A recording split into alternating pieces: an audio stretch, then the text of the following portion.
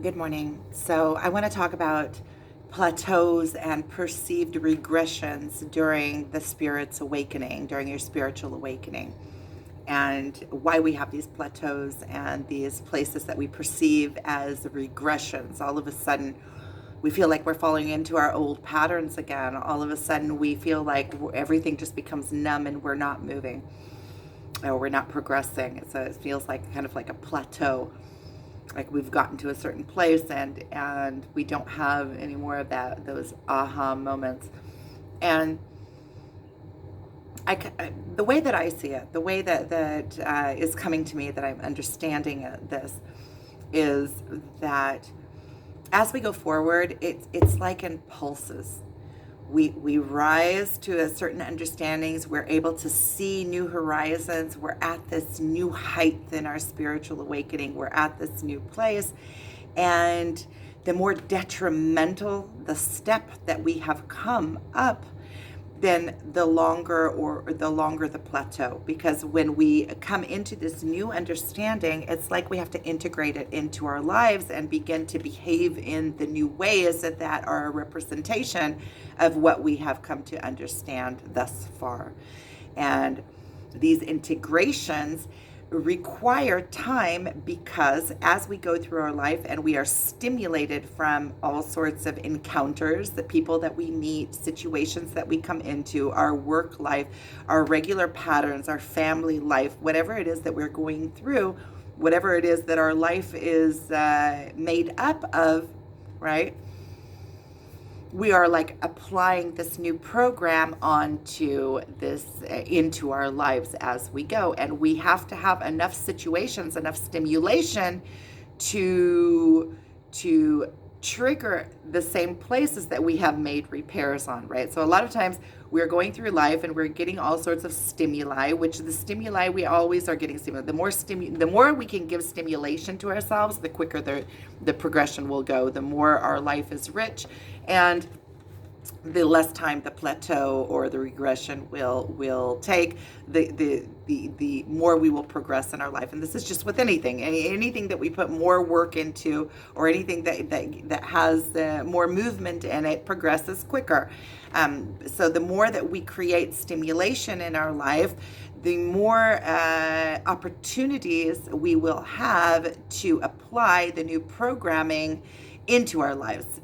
And what happens many times is that we have these in our minds. We still, the programming is so strong, because a lot of the programming is there from when we are children, that we keep slipping back into the old ways of behavior, the old belief systems, or the automatics that are still on play.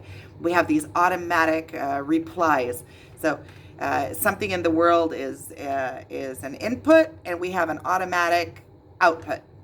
Our triggers, the way that we behave automatically, are protective modes, right? So if somebody comes in and touches our little touchy point, we have this: either we get defensive or we get offensive, or we become funny. We have ways of getting around whatever it is that is touching us in those certain places. But once we overcome them during our spiritual awakening, and when we understand those behaviors, and we're able to we are more able to intake, right, and allow it really to intake, and not just something's coming at us and we're reflecting it that way and reflecting it that way and sending it off spinning in all sorts of different directions, so that we don't have to take it in and really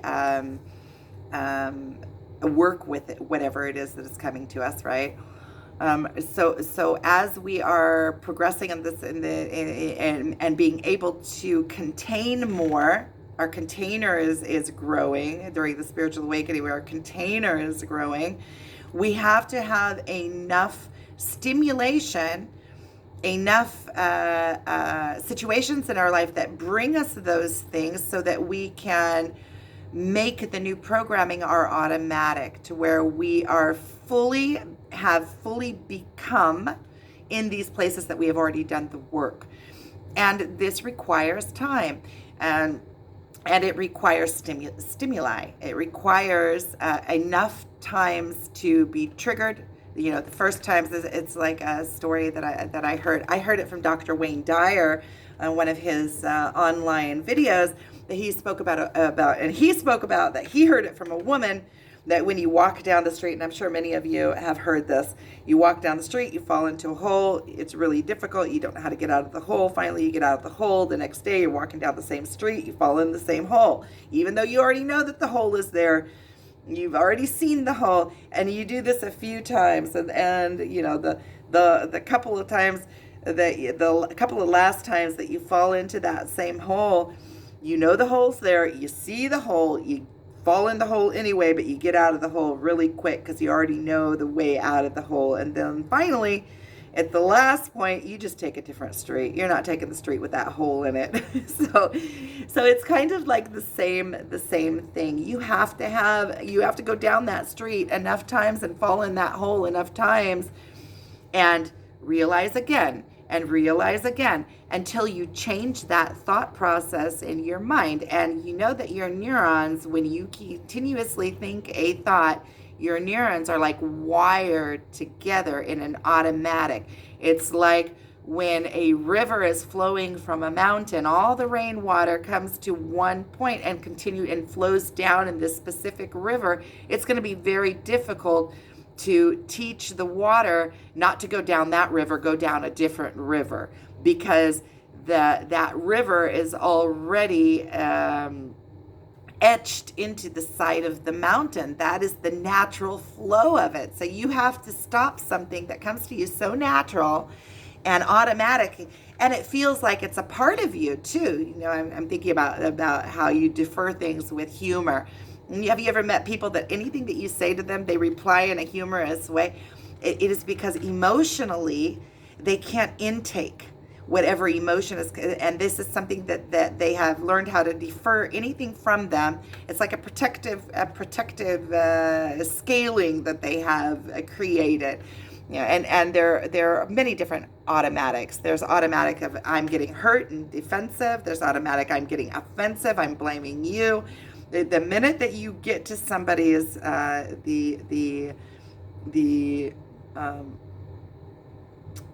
like the greatest point that they can intake, they start pushing against. It may be by changing the subject. It may be by looking away and paying attention to something else. It may be by getting mad. It may be by getting hurt. It may be by just closing down and going and doing something else.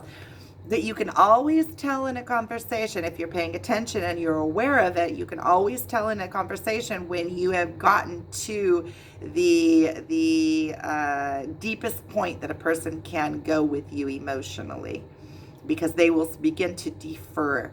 They will, and not only will they begin to defer, they will cease to understand. Many times when you get to that point where they can't go with you any further emotionally, they also can't comprehend it because they don't know that place within themselves. So you can always tell. So I want to get back to the point. So when we get to these places of plateau, it is like it is inseparable from the spiritual awakening, and it has to be there because we've gotten to that, we've risen up to this new step, and we have to integrate it into our lives. We have to make it normal. We have to begin to behave in this way before we can go up another level, because every level is dependent on the level before it. Every level you have to make it a normalcy of it until you can rise to the next level, because this foundation has to be strong and automatic before you can use it as a stepping stone to go up to the next level. So you can see it as it has to solidify within your life, and you have to become it. You have to fully embrace these new beliefs, because if you start moving on before they're fully embraced, it's really easy to get that back in that slippery slope and start slipping back down into behaviors that are in the automatic mode. And I still catch myself doing it even this morning. I got all pulled in. to my old triggers. And I think that also because of that this morning, I can see that I saw it, I fell into it first, then I saw it, and then I felt really bad about it. I felt all sorts of intense pain. That why did I do that? I already know better. How could it be? And then there is an acceptance, like, okay, be aware. There is you get to a higher place of awareness within it. Like, okay, I'm looking at it, I'm dissecting it, I'm picking it apart. Why did I fall into that? Because I wasn't present in the moment, first of all. So when something, I was totally in my own, I was just in a zone.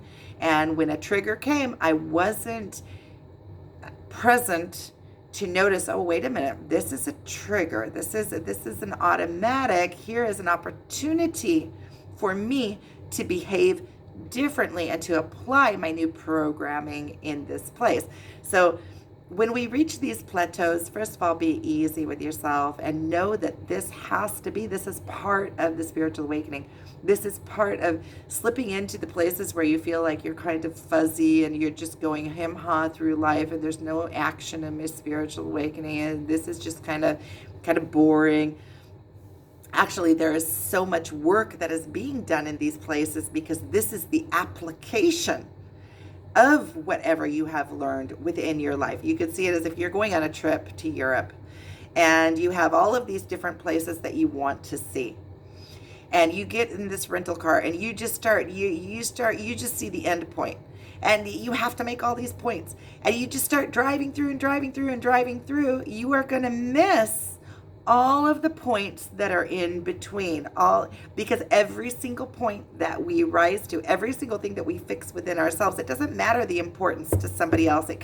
For somebody else, it could look like, sometimes I get caught on things within myself that are minuscule. They're tiny little things. And when I feel really bad and I try to speak with somebody about them, they're like, why are you getting caught on that? That's so silly. That's just something. So what? Everybody acts like that. Yes, but I am going through my own spiritual awakening and I don't want to act out of alignment with my highest self.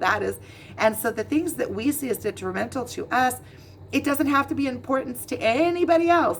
And it can look like from the outside world, it can look like something that is really small, but for us, those tiny details, the specks of dust, are places where our energy is leaking from. The specks of dust that we have in our internal spirit, on our behaviors. They always say God is in the details. These tiny little details that we are finding, first of all, is your capability of how deep you can go, how much you can pay attention to those tiny details. The more purified and the happier your life will be, the more of a full being you will be, and the more you will be in control of your avatar, of your ego, of your body, or in alignment with your body. The more that you will be able to love and experience this 3D plane that we have come to play out on, the more that your experience will be broad in every moment. If you're paying attention to the fine details, every moment will be that much richer, because there's so many different aspects that are going on all at once to the finest little details. It's like every moment you are experiencing to the fullest because you're paying attention to everything, every aspect of it. So every moment becomes what could be in somebody else's life a year, because you have so much detail in every moment and so much that you are paying attention to, and so much depth of emotion and depth of thought and depth of the depth of your being, that your experience becomes that much richer. And that is how you also bend time. You can bend time because in each moment, the richer your life is, the slower time seems to go, the more you're in the moment, the more you experience. It's like the more you get back for your buck, right? You're going to be going through time. If you have a million experiences in 1 minute, your minute is going to be worth more than, I mean, of course, this is just a comparison. You have to put things into words and into kind of stories, parables, to kind of understand them and get kind of the picture, right? Nothing is absolute. And this doesn't come with judgment for anybody else. Everybody else's life experience is their life experience. And my life experience is not dependent on anybody else. Well, it's relevant, but it's not dependent on somebody else's life experience.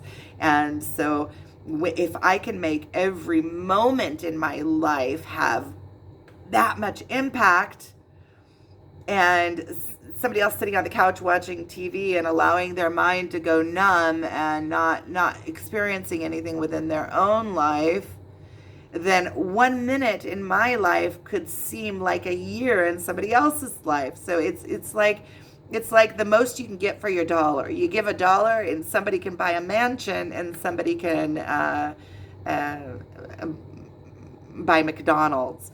So it's like where are you going to put your dollar? Or how rich are you going to make each moment in your life? How deep are you going to go with yourself? How much are you going to allow yourself to open and be broad and open up all your emotions? And what spectrum of emotions are you going to allow yourself to feel? And part of this spirit work is coming into your life and just living your life. You also have to have stimulation. You have to be living your life in order to have the spirit, the rising into the next level. Because if your life isn't playing out, what is it all about? So these plateaus are the places where we get to where we're just playing out our life, where we're just being in our life, where we're doing, it feels like we're doing the motions. It feels like we're bored. But in actuality, this is where the programming of the spiritual awakening is being applied to. And this work of normalcy, of bringing everything that you have learned until now into this moment, into this time, and starting to apply it and allow it to take on normalcy is the word.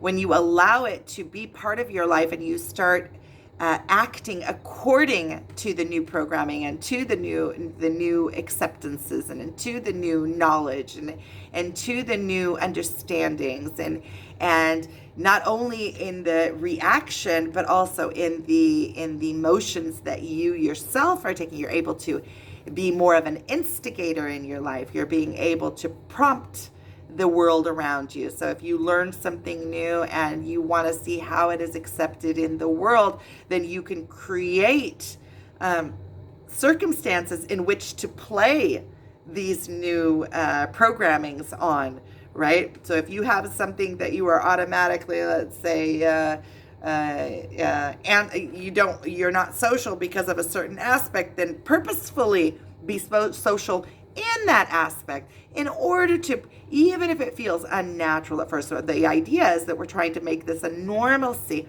That's what all these plateaus and regressions are about. The regressions are opportunities to rise. The regressions, they're just perceived regressions. They're not really regressions because we have been behaving in a certain way that is out of sync with divine nature, cause and effect. And then when we find those things during the spiritual awakening, we repair them in ourselves. And then it seems as though the universe is testing us. It seems as though as we're going through life, all of a sudden, oh, this is hitting my raw spot, and this is hitting my raw spot. And sometimes we fall into the old behaviors and we feel like, oh, I was tested and I was failed in that test. I didn't stand up and I didn't play the new programming and the new understanding that I have. And you start feeling like the universe is testing you, when in actuality, these situations have always been there. You were just blind to them and you were blindly playing the programming that you have now risen above, that you have now repaired within yourself. The universe had always been giving you situations that required you to you get an input and you put an output, input, output, output, input, output, input. It works both ways, right?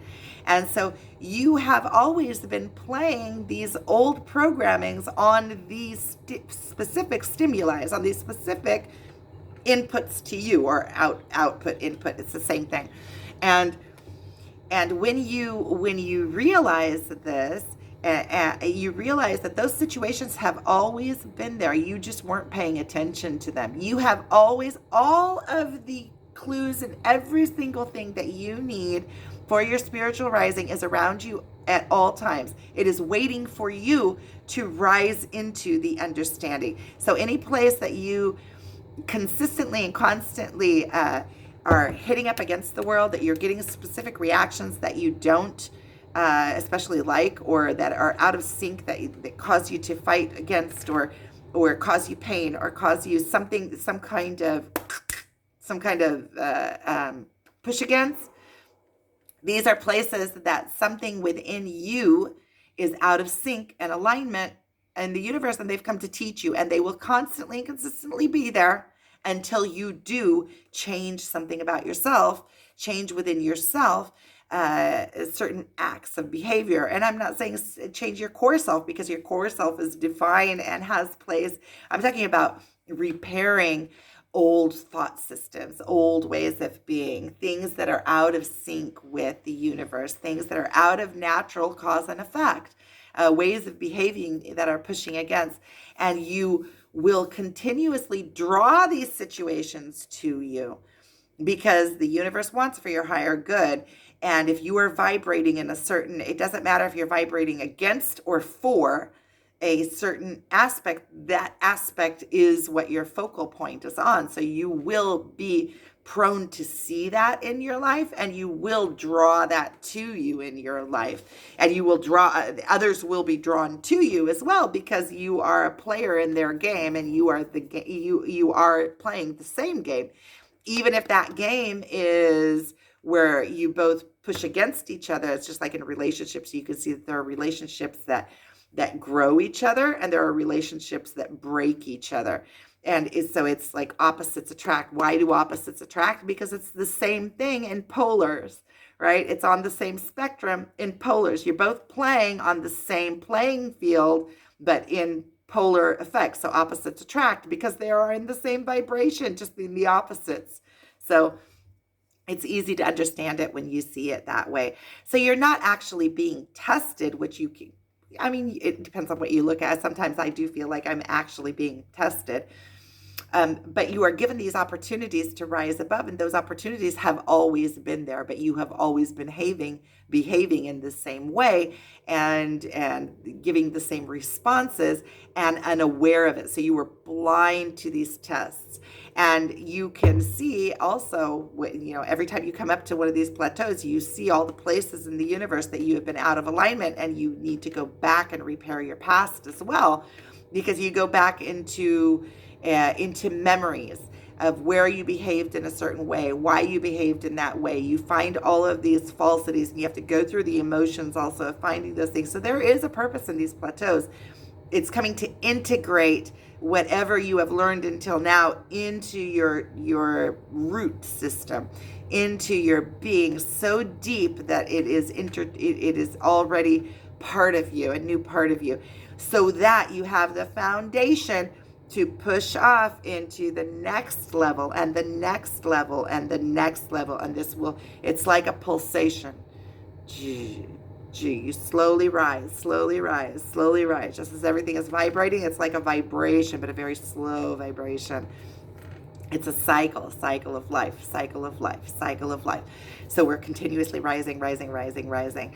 And any of the lessons that you need, even future lessons, things that we are rising from now, places within you that now are getting attention, you will be able to see once you rise above and have all of those understandings and realizations and aha moments and detrimental things and emotions that happen. You will be able to see again that everything that you need for your spiritual awakening in its entirety is always all around you at every moment in your life. All of the signs, all of the synchronicities, it's when you become aware, when you come to a state that you are able to comprehend it, you will be able to see it. There are lessons in everything, even the plant growing, there is lessons. So if you have been with me till now, thank you so much for being with me. And I want to show you, just as a kind of like a end note, what I'm working on. So this is a water pot that I got from my friend slash guide, and I made this clay that is in the fridge now. I'm not going to pull it out. And I'm sculpting this pot. So I'm expecting to, once I finish it, hopefully, when it turns out okay. Well, I think it will. I am going to post it in my Facebook, so anybody that wants to see the final product can go in and follow me on Facebook, and when I post it, I'll post it.